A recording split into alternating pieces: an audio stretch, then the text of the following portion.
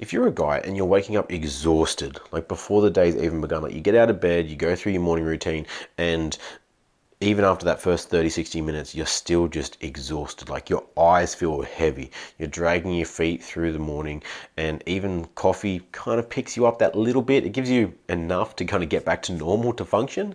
But then as soon as that wears off, then you're kind of back to, cool, where's my next hit going to come from? Like, oh my God, I can't wait to get to bed tonight.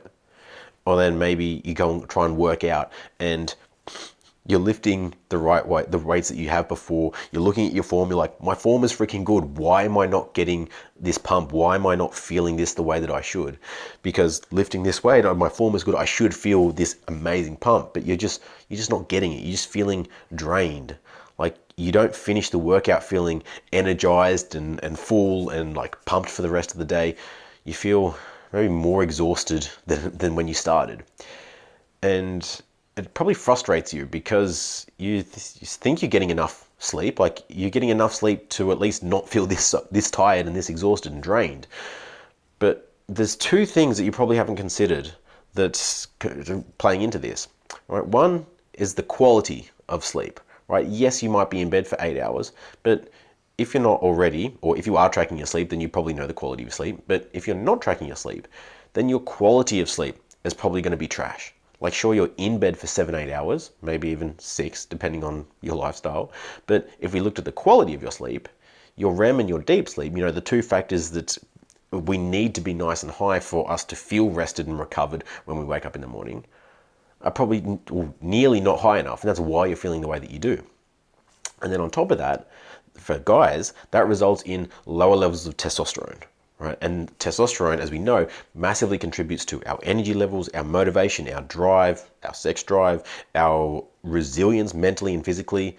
And so if we're not getting quality sleep, not just quantity of sleep, but the quality of sleep, then we're going to wake up feeling drained. Our testosterone is going to be low. It's going to be a hell of a lot harder to go through the day at the performance level that we know that we're capable of because we're already trying to play catch up.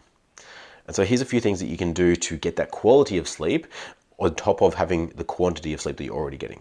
So one big reason a lot of guys don't get the quality of sleep that they should is because they're on screens too close to bedtime.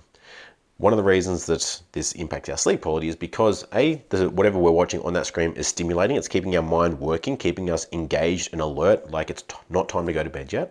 The second reason is the blue light. The blue light emitted from that screen tells our brain, don't release melatonin. Melatonin is the hormone in our brain that gets us sleepy, gets us ready for bed.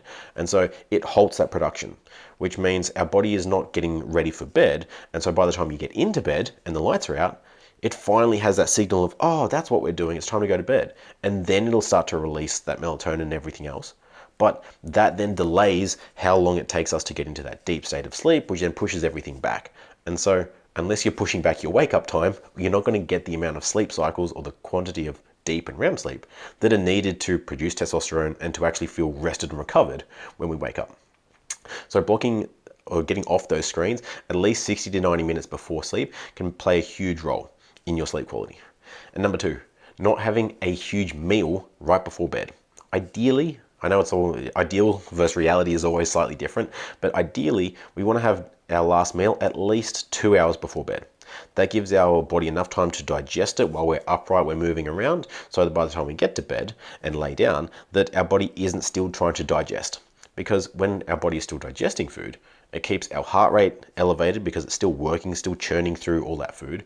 And our decrease of heart rate is one of the fundamental pillars that needs to, or actions that needs to occur in order for us to get into a deep state of sleep. So again, this is prolonging how long it's going to take our body to get into that calm, rested state and go into a deep state of sleep, because all these things are pushing it back further and further.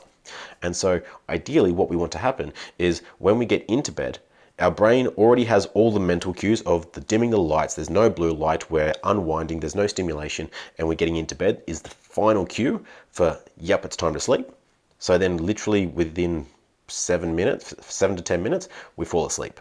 And because our body is not trying to digest any food, it's also got all the resources necessary to just relax, to calm, to start the recovery and rejuvenation process in our mind and in our body, which takes place when we're asleep. And so literally those two cues. On top of that as well, if you can also dim the lights in your environment, make your environment nice and cool. So like 18 to 20 degrees is scientifically the ideal temperature for deep sleep, and nice and dark and quiet. All right. Setting your environment up for success when it comes to that sleep is going to make it a hell of a lot easier to get into a deep state of sleep and stay in that deep state of sleep for the entire night, so that you're not waking up, tossing and turning, and your sleep efficiency, so the ratio of how long you're in bed versus how long you're actually asleep for, can go up, so that you're hyper efficient instead of wasting time. Like, if we looked at your workday and your work efficiency was 60-50%, if you're the business owner, you'd be up shit creek, right? If you've got a manager or someone holding you accountable, maybe it's business partners or other people, they'd be like, hey man, what the hell's going on here? You're here for 8 hours, but you're only getting the amount of work done for 4, or it's not like, what are you doing? You need to change this. And it's the same with our sleep. If we're highly inefficient with our sleep, then we're going to wake up groggy, we're going to wake up tired, that exhaustion is going to carry us, like follow us around throughout the day. So try those 3 tips. Cut off screens 60 to 90 minutes before bed. Ideally have your last meal at least 2 hours before bed. And then 3, set up your sleep environment for success. So dim the lights, again, about an hour before bed, so low lights. Make the environment cool and dark. Use an eye mask if you need to, and then as quiet as you can. Let me know how that goes in the comments. If you need more help with this on managing your energy, managing your testosterone, and optimizing your performance, then you can find the link in my bio.